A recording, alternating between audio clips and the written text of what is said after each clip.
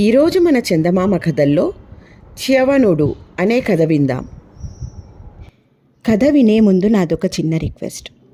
మీరు గనక మా ఛానల్ని మొదటిసారి చూస్తున్నట్లయితే ప్లీజ్ తప్పకుండా సబ్స్క్రైబ్ చేయండి. ఇక కథలోకి వద్దాం. పులోముడనే రాక్షసుడికి చాలా కాలంగా పులోమ అనే కన్య మీద మక్కువగా ఉండేది. ఒకసారి ఆమెను తనకి ఇచ్చి వివాహం చేయవలసిందిగా ఆమె తల్లిదండ్రుల్ని అడిగాడు పులోముడు. తమ కూతుర్ని రాక్షసుడికి ఇవ్వడానికి ఇష్టపడక మహాతపసంపన్నుడైన భృగు మహర్షికి ఇచ్చి వారు వివాహం చేశారు. అది పులోముడికి కోపహేతువు అయ్యింది. ఒకనాడు భృగు మహర్షి ఆశ్రమంలో లేని సమయం చూసుకుని పులోముడు వరాహ రూపాన్ని ధరించి గర్భిణిగా ఉన్న పులోమను ఎత్తుకుని పారిపోయాడు. పులోమ బిగ్గరగా రోదిస్తూ పెనుగులాడింది. ఘర్షణలో పులోమ గర్భం చెదిరి ఒక బాలుడు పుట్టుకొచ్చాడు. ఆ బాలుడి పేరే చ్యవనుడు. దివ్య తేజస్సుతో పుట్టిన ఆ బాలుణ్ణి చూడగానే పులోముడు భగ్గున కాలిపోయాడు. పుట్టగానే రాక్షసుణ్ణి భస్మీపటలం చేసిన చ్యవనుడు తండ్రి ఆజ్ఞ ప్రకారం వైడూర్య పర్వత ప్రాంతానికి వెళ్ళాడు. అక్కడ ఒక సరోవరం దగ్గర తపస్సుకు పూనుకున్నాడు.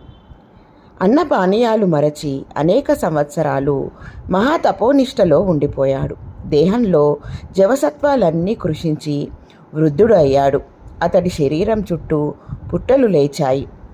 శమ్యాతి అనే రాజు భార్యా సమేతుడై కుమార్తె సుకన్యను వెంటబెట్టుకుని జలక్రీడల కోసం ఆ సరోవరం దగ్గరికి వచ్చాడు. సుకన్య తన చెలికత్తెలతో అరణ్యమంతా విహరించి పుట్టలలో ఉన్న చ్యవనుడి వద్దకు వచ్చింది. పుట్టలలో ఉన్న చ్యవనుడి 2 కళ్ళు మాత్రం మెరుస్తూ కనిపించాయి. అవి మినుగురు పురుగులనుకుని పుల్లతో పొడిచింది ఆమె. తపోభంగమైన చ్యవనుడు కోపంతో శమ్యాతి సైన్యానికి కడుపు నొప్పి కలిగేటట్లు శపించాడు. సైన్యం పడే బాధను చూసి రాజు అయోమయంలో పడ్డాడు. అప్పుడు సుకన్య తండ్రి దగ్గరికి వచ్చి తాను చేసిన నీచ కార్యాన్ని చెప్పింది విచారంగా. రాజు వెంటనే పుట్ట దగ్గరకు వెళ్ళాడు. చ్యవనుడిని తమ తప్పును క్షమించమని వేడుకున్నాడు. చ్యవనుడు శాంతించి సుకన్యను నాకు ఇచ్చి వివాహం చేస్తే క్షమిస్తాను అన్నాడు. వృద్ధుడైన చ్యవనుడిని వివాహం చేసుకోవడానికి సుకన్య మనస్ఫూర్తిగా అంగీకరించింది. రాజు సంతోషించి వెంటనే ఇద్దరికీ వివాహం చేయించి తన రాజధానికి వెళ్ళాడు. నాటి నుండి సుకన్య వృద్ధుడైన చ్యవన మహర్షిని సేవిస్తూ జీవించసాగింది. ఒకనాడు అశ్వనీ దేవతలు సుకన్యను పరీక్షించాలని సుకన్య దగ్గరికి వచ్చి, ముసలివాడైన చ్యవనుడితో బ్రతుకుతూ అందాన్ని వృధా చేస్తున్నావు. ఇప్పుడైనా మించిపోయింది లేదు. ఎవరైనా అందగాడిని కోరుకో, తీసుకువస్తాము అన్నారు. వాళ్ళ మాటలకు సుకన్య కోపంతో మండిపడి వెళ్ళి భర్తతో ఈ విషయం చెప్పింది. చ్యవనుడు బాగా ఆలోచించి వాళ్ళు చెప్పినట్లే చెయ్యమని ఆదేశించాడు. సుకన్య అశ్విని దేవతల వద్దకు వచ్చి ఒక నవయవ్వనుణ్ణి తెమ్మని కోరింది. వారు ఒప్పుకొని సమీపంలో ఉన్న సరస్సులో స్నానం చేసి నవయవ్వనులాగా బయటికి వచ్చారు. వెంటనే చ్యవనుడు కూడా నదిలో మునిగి నూతన యవ్వనుడై బయటకి వచ్చాడు. ఒకేలాగా ఉన్న 3 యువకుల్లోనూ సుకన్య తన భర్తను సులభంగా గుర్తించింది. అశ్వనీ దేవతలు తృప్తి చెంది ఆమె పాతివ్రత్యాన్ని పొగిడి వెళ్ళిపోయారు. అశ్వనీ దేవతల వలన తనకి ఇలా నూతన యవ్వనం ప్రాప్తించిన తర్వాత వాళ్ళకి ప్రత్యుపకారం చేయాలని నిశ్చయించుకున్నాడు చ్యవనుడు. అశ్వినీ దేవతలు బృందారకులు కానందువల్ల వాళ్ళకి సోమపానం చేసే అర్హత లేదు. వాళ్ళకి సోమపానం దక్కేటట్లు చేస్తానని ప్రతిజ్ఞ చేశాడు చ్యవనుడు.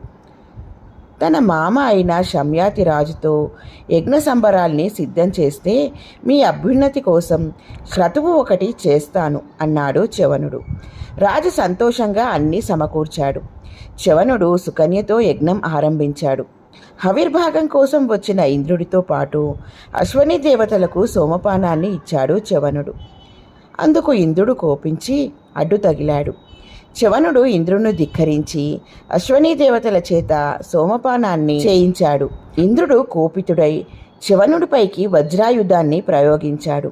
చ్యవనుడు తన మంత్రశక్తితో వజ్రాయుధాన్ని అగ్నిలో పడేటట్లు చేశాడు. అప్పుడు అగ్నిగుండం నుండి మధుడు అనే రాక్షసుడు భీకరాకారంతో ఉద్భవించి ఇంద్రుణ్ణి మింగపోయాడు. దానితో భయకంపితుడైన ఇంద్రుడు క్షమించమని చ్యవనుడి పాదాలపై పడ్డాడు. అంతేకాదు, అశ్వనీ దేవతలు ఇక నుండి సోమపానానికి అర్హులేనని అంగీకరించాడు ఇంద్రుడు. అప్పుడు చ్యవనుడు శాంతించి ఆ రాక్షసుణ్ణి వారించాడు. బ్రతుకు చీయుడా అనుకుంటూ వెళ్ళిపోయాడు ఇంద్రుడు. నవయవ్వనుడైన చ్యవనుడు సుకన్యతో ప్రశాంతంగా గృహస్థ జీవితాన్ని చాలా కాలం గడిపాడు. వారికి దధీచి, ప్రమతి, అప్రవాసుడు అనే పుత్రులు జన్మించారు. ఆ తర్వాత చ్యవనుడు తన మిగిలిన జీవితాన్ని తపస్సులో గడపాలని నిశ్చయించుకున్నాడు. భాగీరథి యమున సంగమ స్థానంలో ఏకవాస మహావ్రతాన్ని చేపట్టి నీటిలో ఉండి తపస్సు ప్రారంభించాడు. ఇలా కొన్ని సంవత్సరాలు గడిచాయి.